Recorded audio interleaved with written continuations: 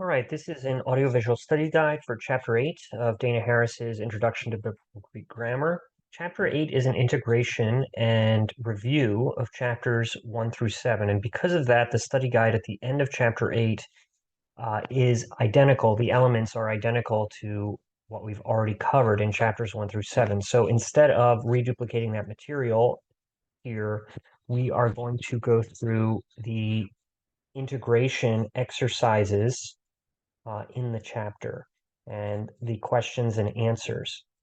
So what you can do is you can watch this, and whenever there's a question that comes up, you can pause the video, work it out, and then continue to play the video to go over the answers. Or you can, after working through it in the book, review with this video. They give you a passage here of 7 lines and ask you to identify and parse the finite verb. So we'll just read it first. Kai entais protais, hemerais, oimethetai, euangelitzon, kai ekruson, tein basilean, tu theu tais ecclesiais, autos de Jesus prosercetai, autais kai edidasken autas, en parabolais en auto zoe estin. Kai he zoe estin he epangalia he apo ton uronon. Ta prota semea tu theu autoi pestuosin. Autoi gar ginoscomen pati ho Jesus estin ho kurios tu cosmo. Kai hemes menomen en soi hoti su e hagios tu theu. Kai doxazomen ton huion tu theu. So in line 1, we get the verb euangelitzon. It's in the imperfect active indicative, third person plural from euangelizo. They were proclaiming the gospel. Then ekeruson, imperfect active indicative, third person plural from keruso. They were preaching. Prosercetai in line 2 is present middle indicative, third person singular from proserkomai, he comes to. Edidasken is imperfect active indicative, third person singular from didasko, he began to teach. Estin shows up twice in line 3. It's present indicative, third person singular from emi, it is, that's the state of being verb or the equative verb. Pistuosin is present active indicative third person plural from pistuo, may believe. Ginoskomen is present active indicative first person plural from ginosko, we know. Then line 6, menomen is present active indicative first person plural from meno, we remain. A is present indicative second person singular from emi, you are. And then finally, doxazomen is present active indicative first person plural from doxazo, we glorify. Some additional notes. Euangelitzon could be first person singular or third person plural. It's the same. The forms for those two are the same, but the context is going to let you know this is third person plural. And the imperfect could be understood with an aggressive nuance. So they began to proclaim the gospel. That also applies to ekruson. The verb prosercetai could be translated he came to. Edidasken could also be translated he was teaching instead of began to teach. Began is the aggressive. Prosercetai and Edidasken have Jesus as their subject, so we gave them he in the meanings. Some of the present tense forms could have been translated with present continuous. We are remaining, we are glorifying, except for, of course, emi.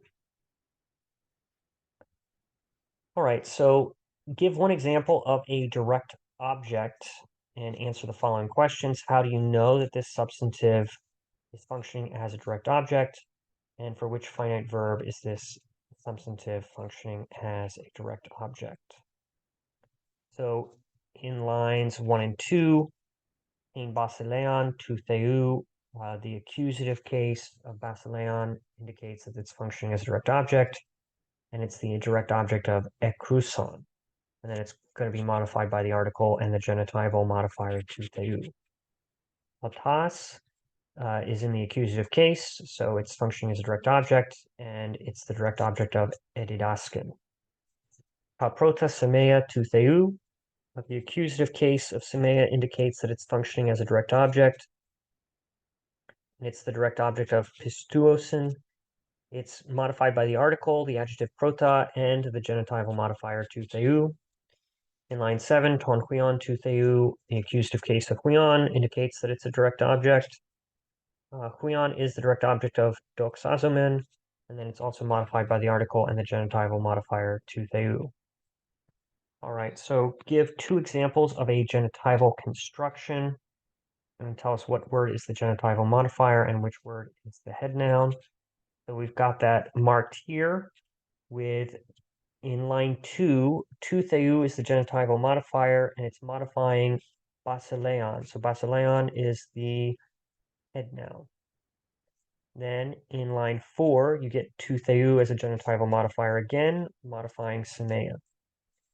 In line 5, you've got cosmu modifying hakurios.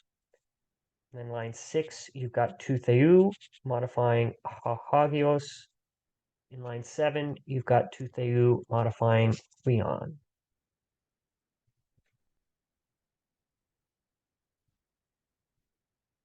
All right, and then give 1 example of an indirect object in answering the following questions.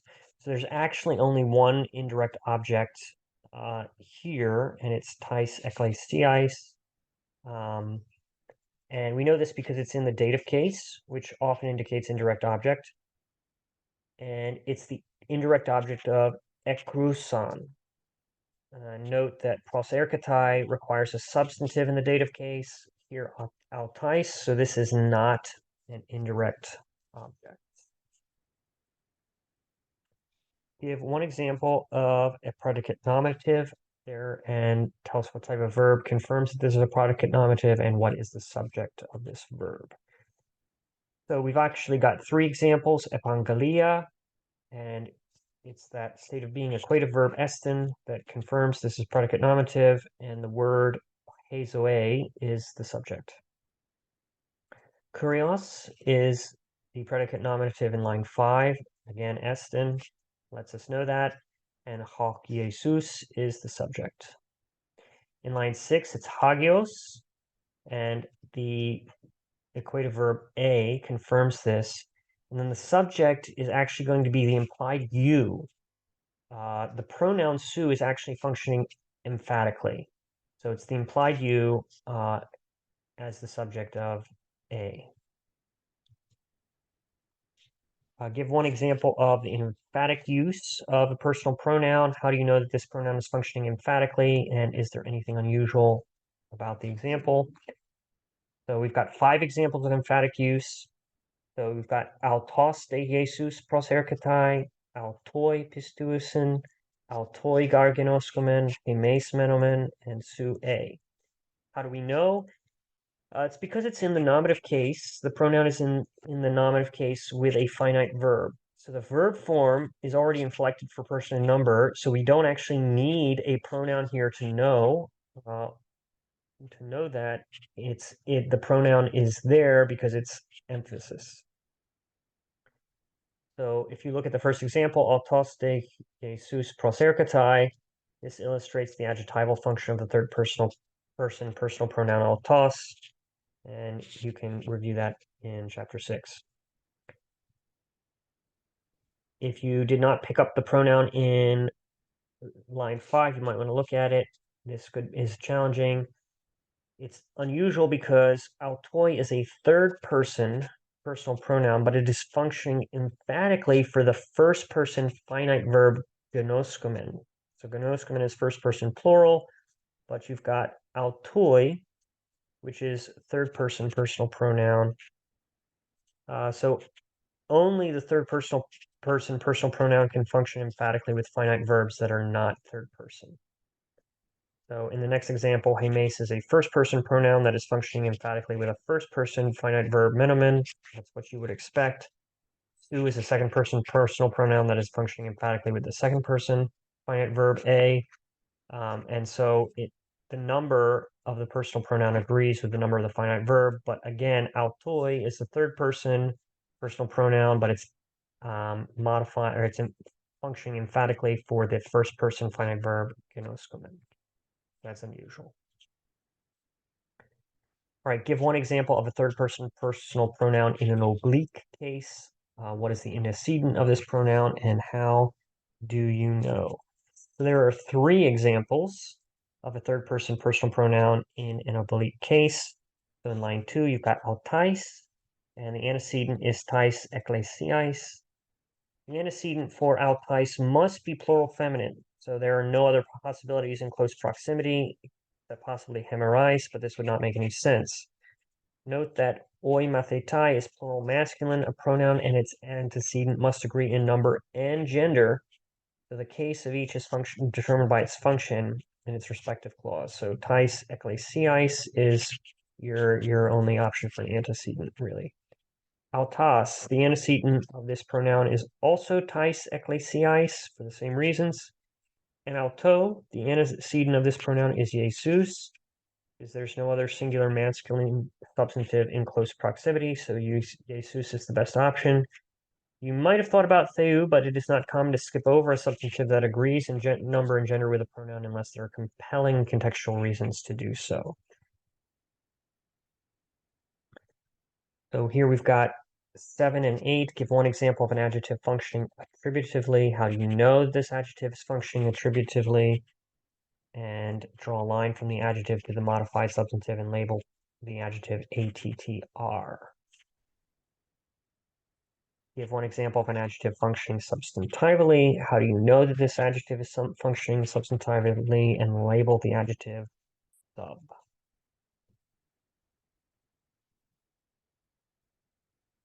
All right, so we've got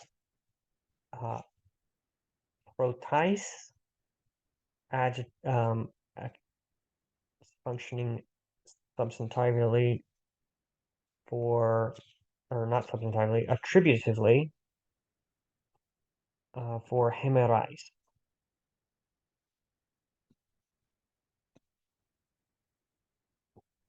Then we've got in line 4, prota functioning attributively for semea. And then finally, we've got hagios functioning substantively for to theu.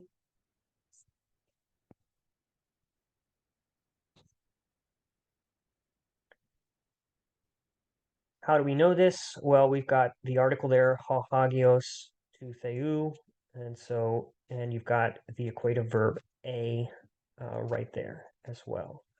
For the attributive ones, they match up in case, number, gender, and they're also right next to each other in proximity. All right, so here it's asking you to give one example of a prepositional phrase. How do you know that you correctly identified the boundaries of the phrase? How is the phrase functioning? In other words, what type of information is the prepositional phrase supplying? And then 10, identify each subordinate clause. How do you know that you've correctly identified the boundaries of the clause? How is the clause functioning with regard to the main clause on which it depends? There are actually 5 examples of prepositional phrases. They're going to be marked in brackets here. So you can take a look at that. En parabolais, en auto, apo, ton, uronon, all of those are in line 3. I'm sorry, I skipped line 1, entais, protais, hemerais, prepositional phrase. And then we go down to line 6, en soi, the prepositional phrase. How do we know in line 1 that entais, protais, hemerais is a prepositional phrase? And how do we know that we've correctly gotten the boundaries. So you've got a preposition there, and the substantive following hemerais is in the nominative case, so it could not be also be the object of the preposition en, which can only have an object in the dative. So because the case changes, you know that's the boundary. The phrase is functioning adverbally, giving temporal information about the verbs euangelizon and ekluson. So it's telling you when they proclaimed the good news and preached. In line 3, and parabolais, the word following parabolais is another preposition. So it's possible to have one prepositional phrase embedded in another one. There, in context, if you read it and understand the meaning, there's no logical link that would make you think that. This phrase is also functioning adverbally, indicating the means by which the finite verb edidasken is occurring, that is, how he was teaching them in parables.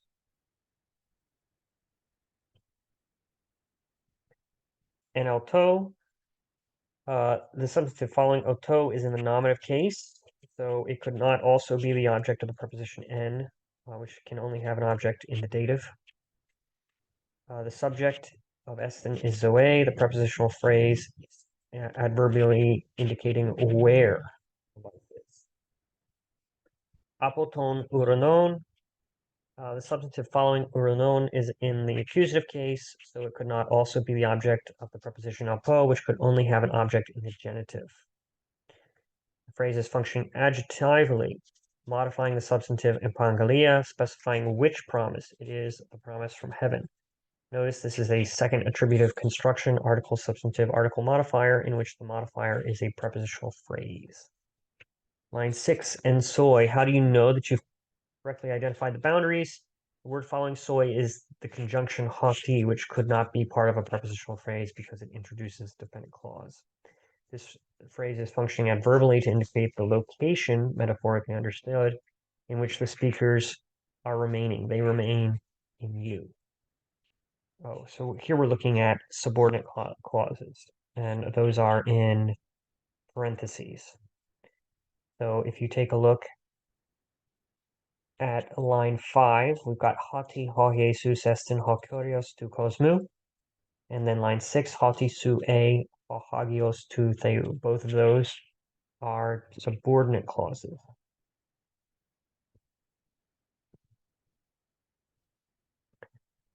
How do you know that you've correctly identified the boundaries? The hoti clause is introduced by the subordinating conjunction hoti and ends with kosmu. You might have thought that clause was introduced by Kai in line 6 and could have also been included, but the change from third person singular estin to first person plural menomen argues against this. The hoti clause is indicating the content of the verb gnoskomen. In line 6, the hoti clause is introduced by the subordinating conjunction hoti and ends with theou. You might have thought that it was introduced by Kai in line 7, but the change from second person singular a to the first person plural doxazomen argues against this. How is the clause functioning with regard to the main clause on which it depends? The hoti clause is functioning causally to indicate the reason why the subjects are remaining. Menomen. Remaining. All right, and then finally, let's look at a translation for this. And in the first days, the disciples were proclaiming the gospel and were preaching the kingdom of God to the churches. Then Jesus himself came to them and he began to teach them in parables. In him is life, and the life is the promise that is from heaven. They themselves are believing the first signs of God, for we ourselves know that Jesus is the Lord of the world, and we ourselves remain in you because you are the Holy One of God, and we glorify the Son of God. So there's some nuance here that you could have translated a little bit differently, but hopefully you can compare the two and get the sense of the passages.